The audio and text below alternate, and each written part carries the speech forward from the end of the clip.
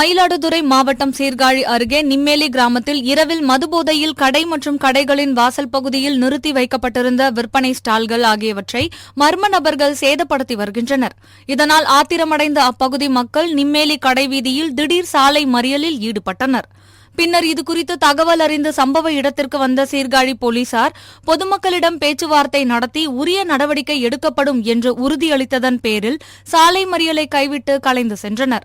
இதையடுத்து சீர்காழி போலீசார் விசாரணை செய்து மதுபோதையில் செங்கற்களை சாலையில் வீசியும் அவ்வழியாக மோட்டார் சைக்கிளில் வந்த நிம்மேலி பகுதியைச் சேர்ந்த சக்திவேல் என்பவரை வழிமறித்து கொலை மிரட்டல் விடுத்து தப்பிச் சென்றவர்கள் நிம்மேலி பகுதியைச் சேர்ந்த விக்னேஷ், கமல்ராஜ் மற்றும் சிறுவன் என்பதும் தெரியவந்தது. இதையடுத்து போலீசார் மூவரையும் கைது செய்து சிறையில் அடைத்தனர். சிவகங்கை மாவட்டம் காரைக்குடி தெற்கு காவல் நிலைய எல்லைக்கு உட்பட்ட பகுதியில் போலீசார் வாகன சோதனையில் ஈடுபட்டிருந்தனர். அப்போது அவ்வழியே சந்தேகத்திற்கு இடமாக வந்த சரக்கு வாகனத்தை நிறுத்தி சோதனை மேற்கொண்டனர். இந்த சோதனையில் அரசால் தடை செய்யப்பட்ட 2 லட்சம் மதிப்புள்ள 86 கிலோ புகையிலை பொருட்கள் இருந்தது தெரியவந்தது. இதனை கடத்தி வந்த புதுக்கோட்டை மாவட்டம் திருமயத்தைச் சேர்ந்த குமாரவடிவேல், காரைக்குடியைச் சேர்ந்த தியோகரன் என்பவர்களிடம் விசாரணை மேற்கொண்டதில் புகையிலை பொருட்களை பல்வேறு கடைகளுக்கு விற்பனைக்காக கொண்டு சென்றது தெரியவந்தது. இதனையடுத்து போலீசார் இருவரையும் கைது செய்து சரக்கு வாகனத்தையும் பறிமுதல் செய்தனர். தஞ்சாவூர் மாவட்டம் கும்பகோணம் அருகே இன்னம்பூர் கிராமத்தில் கிராம நிர்வாக அலுவலராக பணியாற்றி வருபவர் மதியழகன். இவரிடம் அந்த கிராமத்தைச் சேர்ந்த மாரியப்பன் என்ற விவசாயி பட்டா மாறுதலுக்காக சென்றுள்ளார். அப்போது அவரிடம் மதியழகன் 5000 ரூபாய் லஞ்சம் கேட்டதாக கூறப்படுகிறது. ஆனால் லஞ்சம் கொடுக்க மறுத்ததால் அவரை பல நாட்களாக அலைக்கழித்து வந்துள்ளார். இதனால் மனவேதனை அடைந்த விவசாயி மாரியப்பன் இதுகுறித்து தஞ்சாவூர் லஞ்ச ஒழிப்பு காவல்துறையினரிடம் புகார் அளித்துள்ளார். அதன் பேரில் லஞ்ச ஒழிப்புத்துறை போலீசார் மாரியப்பனிடம் ரசாயனம் தடவிய நோட்டுகளை கொடுத்து மதியழகனிடம் கொடுக்குமாறு அனுப்பியுள்ளனர். இதையடுத்து மாரியப்பன் மதியழகனிடம் பணம் கொடுக்கும்போது அங்கு மறைந்திருந்த லஞ்ச ஒழிப்புத்துறையினர் மதியழகனை கையும் களவுமாக பிடித்து கைது செய்தனர். காஞ்சிபுரம் மாவட்டம் குன்றத்தூர் ஒன்றியம் தரப்பாக்கம் ஊராட்சியில் உள்ள தனியார் திருமண மண்டபத்தில் மக்களுடன் முதல்வர் முகாம் நடைபெற்றது. இம்முகாமில் ஒன்றிய கவுன்சிலர் சரஸ்வதி மனோகரன், ஒன்றிய குழு துணைத் தலைவர் உமா மகேஸ்வரி, கோட்டாட்சியர் சரவணன் ஆகியோர் கலந்து கொண்டு பொதுமக்களிடம் இருந்து குறைகளை கேட்டு மனுக்களை பெற்றனர். கடலூர் மாவட்டம் சேத்தியாத்தோப்பு அருகே சென்னை கும்பகோணம் தேசிய நெடுஞ்சாலையில் குமாரக்குடி வளைவு பாலம் உள்ளது. இந்த பாலத்தின் வழியாக சென்று கொண்டிருந்த சொகுசு கார் ஒன்று திடீரென ஓட்டுநரின் கட்டுப்பாட்டை இழந்து 25 அடி உயரம் பறந்து வடிகால் வாய்க்காலில் பாய்ந்து விபத்துக்குள்ளானது. இதில் காரில் பயணம் செய்த 4 பேருக்கு பலத்த காயம் ஏற்பட்டுள்ளது. இதையடுத்து அருகில் இருந்தவர்கள் காயமடைந்தவர்களை மீட்டு மருத்துவமனைக்கு அனுப்பி வைத்தனர். இந்நிலையில் தொடர்ந்து விபத்து ஏற்பட்டு வரும் இந்த பாலத்தில் போதிய பாதுகாப்பு ஏற்பாடுகளை அரசு அதிகாரிகள் செய்யவில்லை என்றும் சேதமடைந்துள்ள இந்த பாலத்தை புதியதாக மாற்றி அமைக்க வேண்டும் என்றும் வாகன ஓட்டிகள் கோரிக்கை விடுத்துள்ளனர். சென்னை போரூரில் உள்ள ராமச்சந்திரா உயர்கல்வி மற்றும் ஆராய்ச்சி நிறுவனத்தின் 37வது பட்டமளிப்பு விழா நடைபெற்றது. இவ்விழாவில் விஞ்ஞானியும் மத்திய பாதுகாப்புத்துறை ஆராய்ச்சி நிறுவனத்தின் ஓய்வு பெற்ற தலைமை கண்காணிப்பாளரான செல்வமூர்த்தி கலந்து கொண்டு 780 மாணவர்களுக்கு முனைவர் பட்டங்களை வழங்கினார். தமிழகம் முழுவதும் புதிய பேருந்துகள் பல்வேறு வழித்தடங்களுக்கு இயக்கப்பட்டு வருகிறது. அதன் ஒரு பகுதியாக திருச்சியிலிருந்து வேலூர், ராமேஸ்வரம், மதுரை, சென்னை, கோயம்புத்தூர் ஆகிய வழித்தடங்களுக்கு 10 புதிய பேருந்துகளை அமைச்சர்கள் KN நேரு, அன்பில் மகேஷ் பொய்யாமொழி ஆகியோர் கொடியசைத்து துவக்கி வைத்தனர். இந்நிகழ்வில் திருச்சி மாவட்ட ஆட்சியர் பிரதீப்குமார், மாநகராட்சி ஆணையர் சரவணன், துணை மேயர் அன்பழகன், போக்குவரத்து துறை மேலான இயக்குநர் மகேந்திரகுமார், பொது மேலாளர் முத்துகிருஷ்ணன் உள்ளிட்டோர் கலந்து கொண்டனர். ஈரோடு மாவட்டம் கருங்கல்பாளையம் பச்சையம்மன் கோவில் வீதியைச் சேர்ந்தவர்கள் ஜாகிர் உசேன், ஹசீனா தம்பதியினர். இவர்களுக்கு 2 பெண் குழந்தைகள் உள்ளன. இந்நிலையில் ஜாகிர் உசேனுக்கு கடன் பிரச்சினை இருந்ததுடன் மனைவியுடன் அவ்வப்போது சண்டையிட்டு வந்துள்ளார். இந்நிலையில் ஜாகிர் உசேன் வேலைக்கு சென்றுவிட்டார். அப்போது வீட்டில் தனியாக இருந்த ஹசீனா தனது 2 குழந்தைகளுக்கும் விஷம் கொடுத்துவிட்டு மெத்தையில் படுக்க வைத்துவிட்டு பக்கத்து அறையில் தூக்கிட்டு தற்கொலை செய்து கொண்டார். இதையடுத்து தனது வீட்டுக்கு போன் செய்தபோது போனை ஹசீனா எடுக்காததால் பக்கத்து வீட்டில் உள்ளவர்கள் மூலம் ஹசீனாவை ஜாகிர் உசேன் தொடர்பு கொண்டார். அப்போது பக்கத்து வீட்டில் உள்ளவர்கள் வீட்டுக்கு சென்று பார்த்தபோது 3 பேரும் தற்கொலை செய்து கொண்டதை அறிந்து ஜாகிர் உசேன் மற்றும் கருங்கல்பாளையம் போலீசாருக்கும் தெரிவித்தனர். அதன் பேரில் சம்பவ இடத்திற்கு வந்த போலீசார் 3 பேரின் உடலை மீட்டு பிரேத பரிசோதனைக்காக ஈரோடு அரசு மருத்துவமனைக்கு அனுப்பி வைத்தனர். மேலும் இச்சம்பவம் குறித்து போலீசார் வழக்கு பதிவு செய்து விசாரணை மேற்கொண்டனர். விசாரணையில் கணவன் மனைவிக்கும் ஏற்பட்ட பிரச்சினையில் மனமுடைந்து தனது குழந்தைக்கு விஷம் கொடுத்துவிட்டு ஹசீனா தற்கொலை செய்து கொண்டது தெரியவந்தது. கள்ளக்குறிச்சி மாவட்டம் உளுந்தூர்பேட்டை அண்ணா நகர் பகுதியில் வசித்து வருபவர் ராஜ்குமார். இவர் சொந்தமாக மினி டெம்போ வைத்து ஓட்டி வருகிறார். இந்நிலையில் உளுந்தூர்பேட்டை கார்னேசன் தெருவில் தனது செல்போனை மினி டெம்போவில் வைத்துவிட்டு பலகைகளை இறக்கிக் கொண்டிருந்துள்ளார். அப்போது அங்கு வந்த மர்ம நபர் ஒருவர் மினி டெம்போவின் வலது பக்க கண்ணாடியில் தனது முகத்தை பார்த்து முகத்தை துடைப்பது போல் நடித்து மினி டெம்போவில் இருந்த செல்போனை லாவகமாக திருடிச் செல்லும் சிசிடிவி காட்சி தற்போது வெளியாகியுள்ளது. பின்னர் இதுகுறித்து ராஜ்குமார் உளுந்தூர்பேட்டை காவல் நிலையத்தில் புகார் அளித்துள்ளார். அதன் பேரில் போலீசார் வழக்கு பதிவு செய்து விசாரணை மேற்கொண்டு வருகின்றனர். திண்டுக்கல் நகர் பகுதியில் அரசால் தடை செய்யப்பட்ட குட்கா மற்றும் புகையிலை பொருட்கள் விற்பனைக்காக பதுக்கி வைத்திருப்பதாக காவல்துறை கண்காணிப்பாளர் பிரதீப்க்கு ரகசிய தகவல் கிடைத்தது. அதன் பேரில் போலீசார் திண்டுக்கல் வத்தலகுண்டு ரோடு பகுதியில் தீவிர ரோந்து பணியில் ஈடுபட்டிருந்தனர். அப்போது வத்தலகுண்டு ரோடு எஸ்பிடி மஹால் அருகே காரில் குட்கா மற்றும் புகையிலை பொருட்கள் பதுக்கி வைத்திருந்த அதே பகுதியைச் சேர்ந்த அபுபக்கர் சித்திக் என்பவரை கைது செய்து அவரிடமிருந்து 500 கிலோ குட்கா மற்றும் கடத்தலுக்கு பயன்படுத்திய கார் ஆகியவற்றை போலீசார் பறிமுதல் செய்தனர். இதையடுத்து அவரை திண்டுக்கல் நகர் தெற்கு காவல் நிலையம் அழைத்து வந்து வழக்கு பதிவு செய்து விசாரணை மேற்கொண்டு வருகின்றனர்.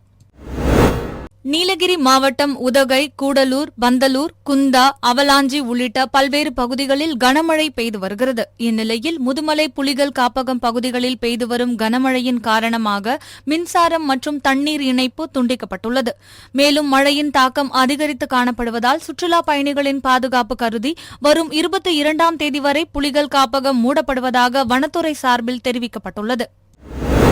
தமிழ்நாடு தினத்தை முன்னிட்டு காஞ்சிபுரம் ஊராட்சிக்கு உட்பட்ட கருப்படை தட்டடை ஊராட்சியில் மகாத்மா காந்தி தேசிய ஊரக வேலைவாய்ப்பு திட்டத்தில் பணிபுரியும் 250க்கும் மேற்பட்ட பணியாளர்களுக்கு ஊராட்சி மன்ற தலைவர் வெங்கடேசன் தலைமையில் காலை உணவு வழங்கப்பட்டது. இந்நிகழ்ச்சியில் ஊராட்சி மன்ற துணைத் தலைவர் சத்யா புகழேந்தி மற்றும் வார்டு உறுப்பினர், பொதுமக்கள் ஆகியோர் கலந்து கொண்டனர். தேனி மாவட்டம் கம்பம் நகரில் மைக் செட் உரிமையாளர்கள் சார்பில் இசைப் போட்டி திருவிழா நடைபெற்றது. இப்போட்டியில் தேனி மாவட்டத்தின் பல்வேறு பகுதி மற்றும் திண்டுக்கல், திருச்சி, மதுரை மற்றும் விருதுநகர் ஆகிய மாவட்டங்களிலிருந்து 160க்கும் மேற்பட்ட மைக் செட் உரிமையாளர்கள் கலந்து கொண்டனர். இப்போட்டியில் எந்த மைக் செட்டில் இருந்து அதிக தூரத்திற்கு தெளிவான பாடல் கேட்கிறது என்பதை வைத்து வெற்றியாளரை தீர்மானம் செய்தனர். பின்னர் இப்போட்டியில் வெற்றி பெற்ற முதல் 3 மைக் செட் உரிமையாளர்களுக்கு பரிசுத் தொகை வழங்கப்பட்டது. சிவகங்கை மாவட்டம் மானாமதுரையில் கடந்த 7ஆம் தேதி முத்து என்பவர் வீட்டில் நுழைந்து பீரோவை உடைத்து 58 பவுன் தங்க நகை மற்றும் வெள்ளிப் பொருட்களை மர்ம நபர்கள் கொள்ளையடித்துச் சென்றுள்ளனர். பின்னர் இதுகுறித்து முத்து அளித்த புகாரின் பேரில் மானாமதுரை போலீசார் வழக்கு பதிவு செய்து விசாரணை மேற்கொண்டு வந்தனர்.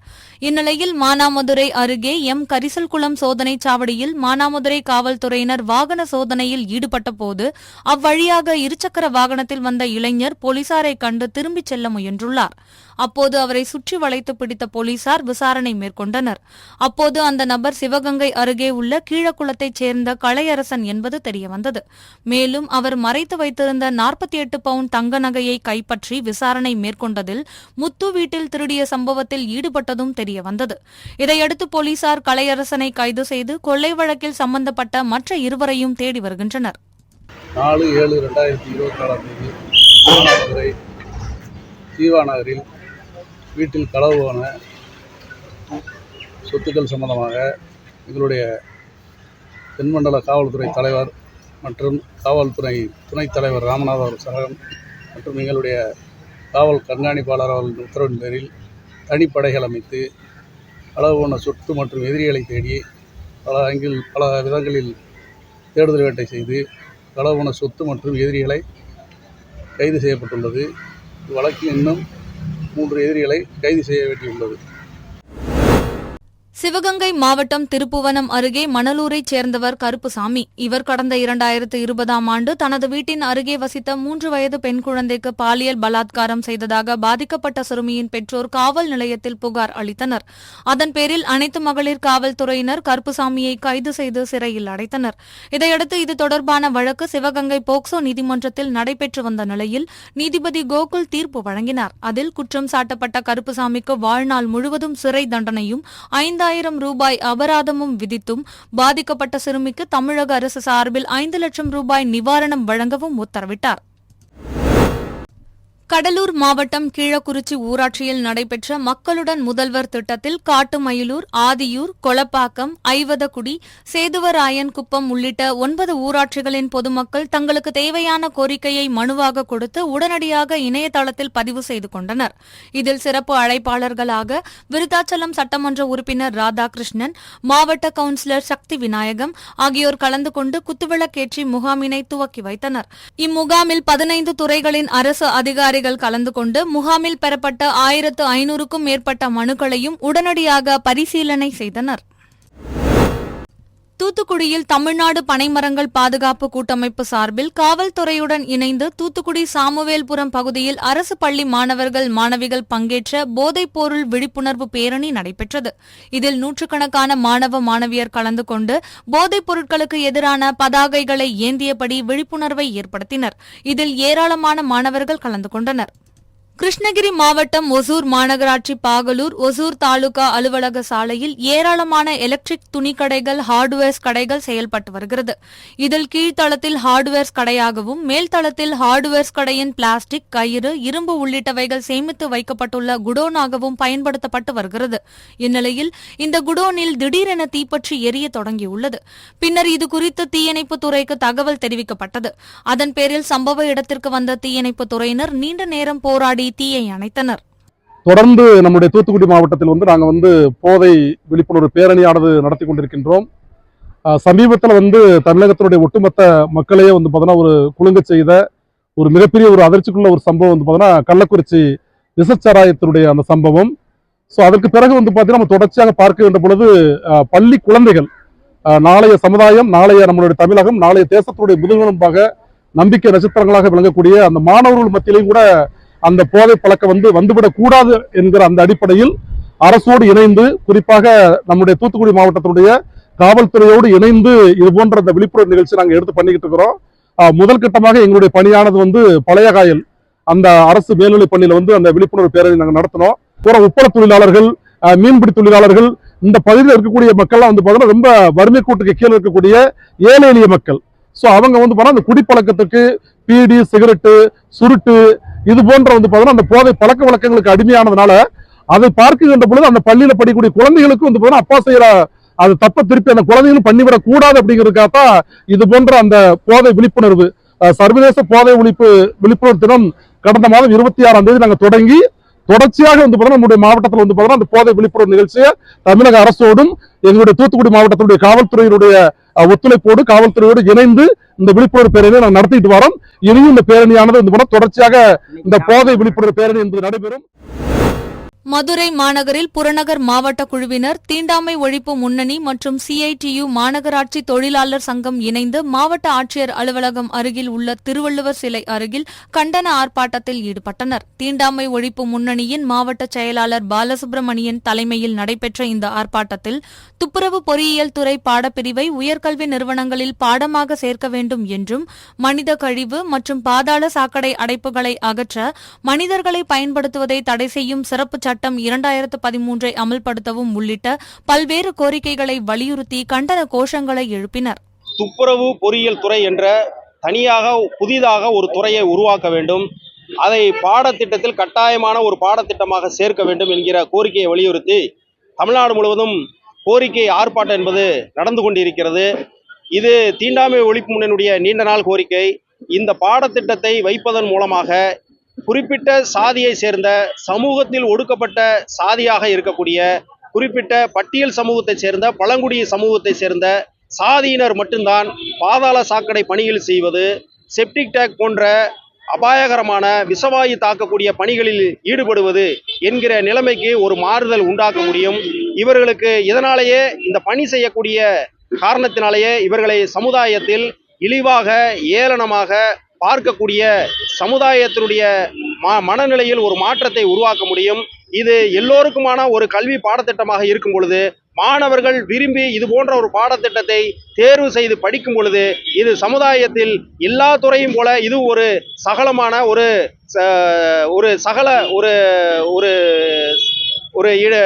அதற்கு இணையான ஒரு பாடப்பிரிவாக இது பின்னால் ஒரு துறையாக மாற்றுவதற்கான வாய்ப்பை உருவாக்க முடியும். சென்னை ராயபுரம் சட்டமன்ற தொகுதிக்கு உட்பட்ட கல்மண்டபம் சாலையானது எண்ணூர் பகுதியில் இருந்து சென்னை கடற்கரை செல்வதற்கும் கடற்கரையில் இருந்து எண்ணூர் செல்வதற்கும் பயன்படுத்தப்படுகிறது. இந்நிலையில் கடந்த 20 நாட்களுக்கும் மேலாக இந்த சாலையில் போக்குவரத்து நெரிசல் ஏற்பட்டுள்ளது. இதனால் வாகன ஓட்டிகள் கடும் சிரமத்திற்கு உள்ளாகியுள்ளனர்.